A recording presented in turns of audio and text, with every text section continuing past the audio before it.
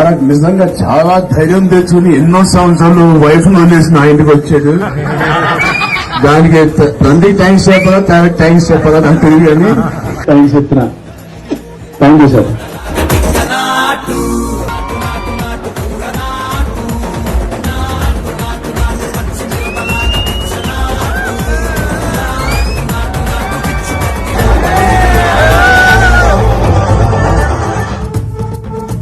తారక్ నిజంగా చాలా ధైర్యం తెచ్చుకుని ఎన్నో సంవత్సరాలు వైఫ్ ను వదిలేసి నా ఇంటికి వచ్చాడు. దానికి తండ్రి థ్యాంక్స్ చెప్పాలా తారక్ థ్యాంక్స్ చెప్పాలా నాకు తెలియదు కానీ థ్యాంక్స్ చెప్తున్నా. Thank you sir.